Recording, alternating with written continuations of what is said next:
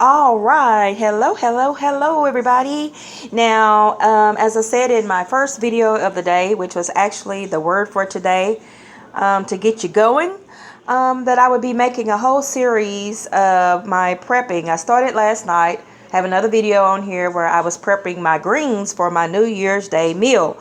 So you know how your day can be very, very, very busy when you're making a lot of food, you've got a lot of people coming over and then you got to clean it up. Well, I get started the day before. Anything that I can pre-make that will still have a nice flavor to it, and all I have to do is reheat it up or finish cooking it off, I get started. Now I want to show you this quick recipe. This is easy and you'll see the finished product when I show a full menu, if the Lord willing, on tomorrow of everything cooked.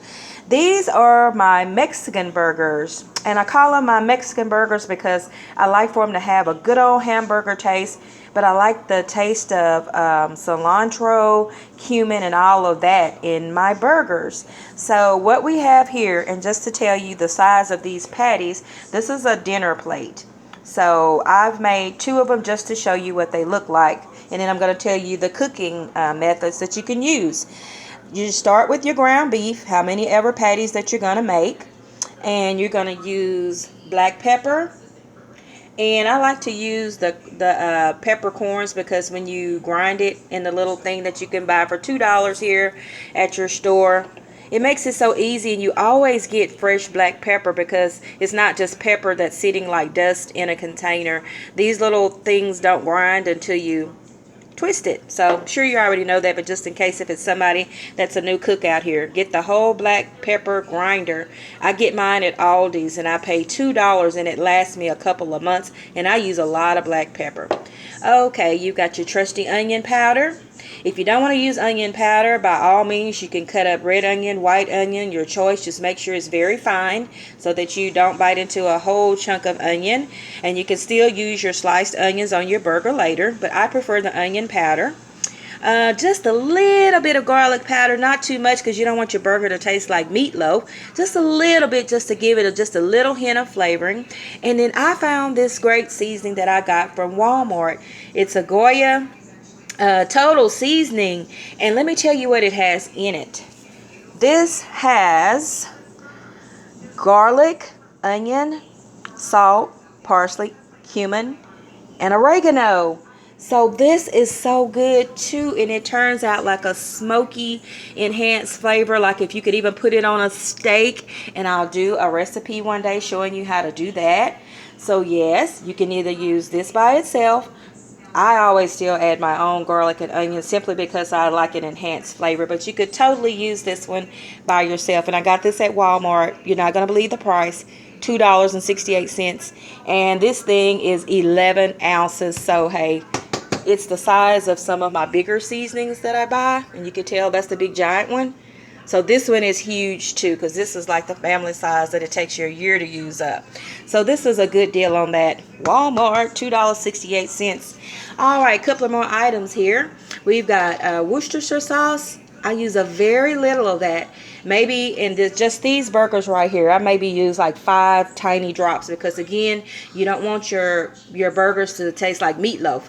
Just a little bit of the Worcestershire sauce, and then here is the secret ingredient. Even if you're gonna cook and grill your burgers outside on a gas grill or a smoker grill or whatever, use the liquid smoke.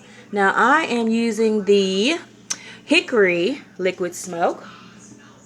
$1 at Walmart, and I like this brand. For some reason this brand is just, it's just thick, it's rich, it's good, and it flavors tremendously. So I use the Hickory, and they've also got the Mesquite one, but I prefer Hickory, so I use that one.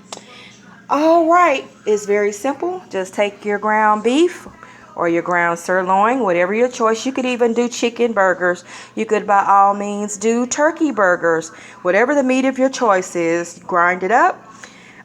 There you go. Put all your seasonings in there, and that's all you do. And I have a little trick that I do. When I make my patties up, I leave them sitting in the refrigerator for about 2 to 4 hours just so that those flavors can automatically melt into that ground beef.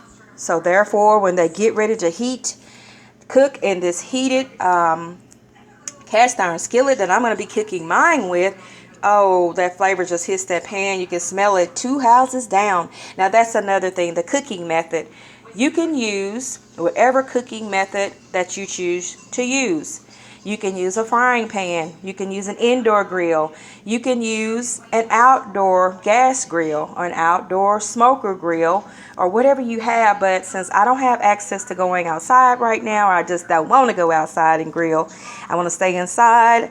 I'm going to just use my cast iron skillet. So I'm just going to use that. It's going to give it a great cook off. It's also going to give me those beautiful hamburger marks. That's going to make it look like I cooked it outside. And of course, the trick to the flavor is going to be that liquid smoke. So people are going to swear that I made these delicious Mexican burgers inside.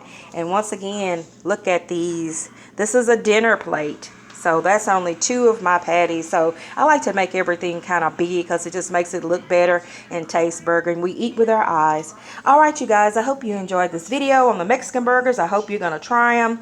All the ingredients are really cheap. So, hey, get in there and make it a big giant meal, whether it be for New Year's or a Friday night, or you just want to have a night and have a delicious burger. That's different. All right, you guys, be blessed. More videos to come, so keep watching.